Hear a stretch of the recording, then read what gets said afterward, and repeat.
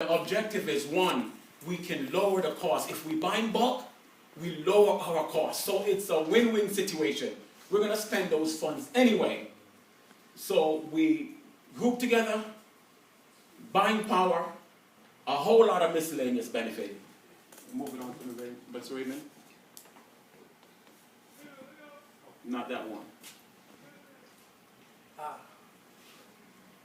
Caffrey, you have to. Okay. No, it's somewhere else. I'll try my best. Okay, we have another share here. By December 1st, we're going to need the checks because we will get that $1 million. Just like Marcus Garvey, Brother Shem? You wouldn't have to remember UNIA for this, or this is something in general. No, this is for our community at large. So we're hoping that each and every one of you will become active UNIA members anyway. So I guess we will be. The structure of the organization looks like this. You have the owners, investors. Sister, you listening? Shareholders.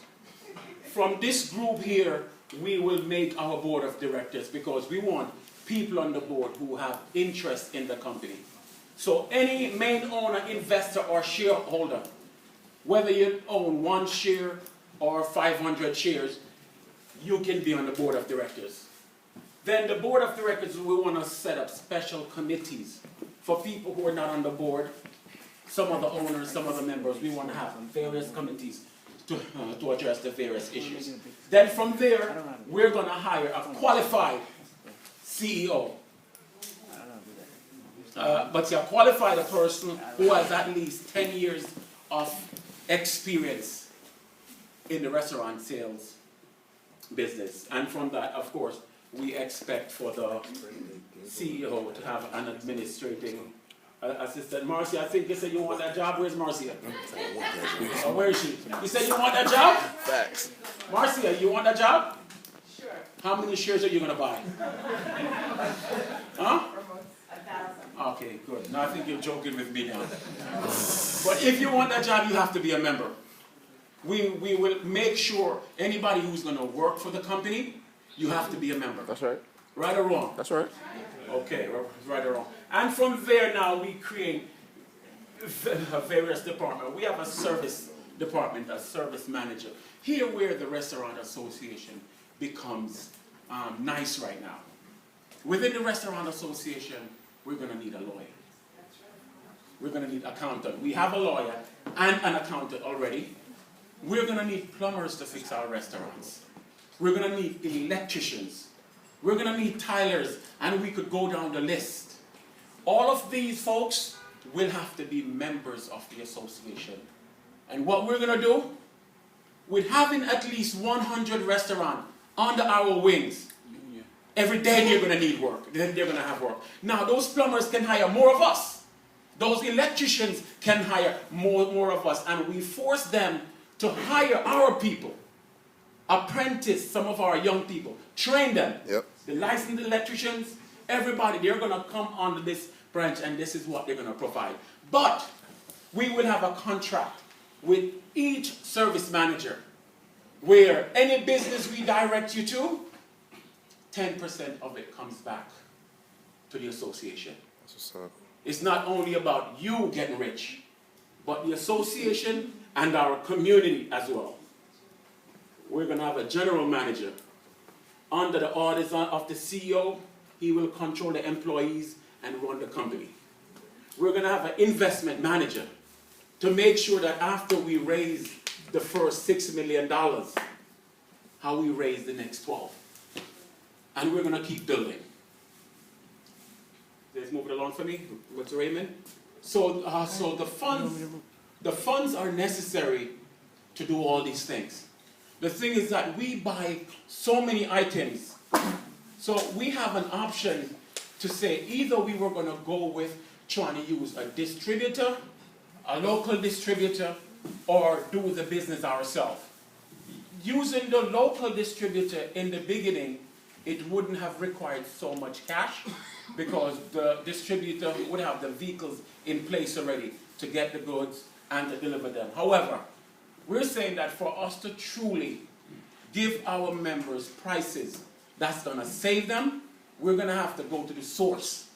We're going to have to go to the source, get the goods, bring the goods, and give it to them. How are we going to make profit? By buying our products from the suppliers and selling it at a higher price, but a reasonable price, so our members can get those prices anywhere else and at a price at which the association will make a profit, so we can issue dividends to you folks based on your $600 or your $50,000 or your $15,000 investment. And this is where we'll take it. Any questions so far? Yes. So outside of the amount of money you have to invest, what is the real difference between a shareholder and an investor as far as voting rights? What you mean, but we break down the shareholder and the investor business that, because the investor, but it requires at least $15,000. So outside of the amount of money, like what's the difference? Voting rights or is it? No, you based on you voting, how many shares you have, that's how many vote. 1 vote per share. So if you have 1 share, you have 1 vote. If you have 50 shares, you have 50 votes. No, but what he's saying is, the person who puts up 50,000, does he get more votes? Yes, because you have, yes, of course. Yes. That's it. What's anybody else?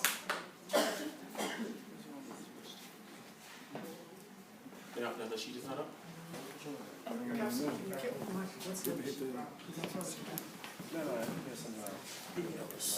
Just to give you an example. Yes, go ahead. You guys say you're going to be selling products, can you hear me? When you say you're going to be selling products for 2 restaurants, what do you mean? Like, you mean like supplies or tools that's like that food is worth? Any product that the restaurant use, from meat to dry good pots, anything that the restaurant uses, we're going to be supplying them. Another concern that I have, because I'm going to be an investor, so another concern that I have is... I want to make sure. You say you're going to be an investor. Yeah. Hold on. So, are we on this line? Yes. Okay, we are talking. Now, this is Brian. He's my nephew. So, you better come up with that $50,000. Mine can't come in on December. It's going to come in January. Yes. Taxes are paid, but my concern is basically, okay, you know how huge the market is, but can you make inroads in the market? That's what I'm worried about. I know how big Jethro is. I see they have factories. I think I even see a factory in the Bronx. Yes, they have a whole lot of, Right off the yeah. because I'm always in the Bronx. So I'm saying, where would we have this factory that we're going to have? Locations, everything. We're looking for the location already. Since we're starting in Queens, there's a whole lot of warehousing space. It's around by the airport, or around by Springfield Gardens in 147th Avenue. Yep. In that area, it's a whole lot of space there. So space won't be a problem. And since in the beginning, most of the businesses are going to be in Queens, so we're going to start out here. But as we progress, we want to have in different boroughs. We want to be able to go up the East Coast, down the East Coast. Yes. Yes, so just to give you an idea. If we had 100 of these restaurants, and based on what they spend, let's take a low figure of $10,000. And let's say look at it, $10,000 by 100 by 52 is $52 million. Let's say our expenses for everything was approximately $46,000. We would still have $5,200,000 what's the remaining. Just working on 10% gain that we would split among the shareholders. The thing is that dealing with the restaurant association, we have a given. We won't have to go out and look for people to sell to, or even rely on people coming to us. We're going to have the restaurant owners. And if you go to a restaurant owner today, and he's spending $4.55 for oxtail, if you could give it to him for $4.35, he's coming with you. Because it makes so much of a difference. So we have to look at what we have. And this is what we have. We have a whole lot of restaurants. We spend with them. They make money. We're not benefit from spending the money. So we are saying that this is what we have in our hands. We want to control it. We want to bring the income to us, and the income is here. It's just for us to take it and make it work for us. Go ahead, sister. Are you planning on going out to the various restaurants and doing a presentation? No, you see what but it says you're getting the benefit of being at a UNIA meeting. But we're going to have a public meeting. All we're waiting for right now is the lawyer to finalize on what's on the bylaws and for us to complete the business plan, which that will be done in about a week and a half.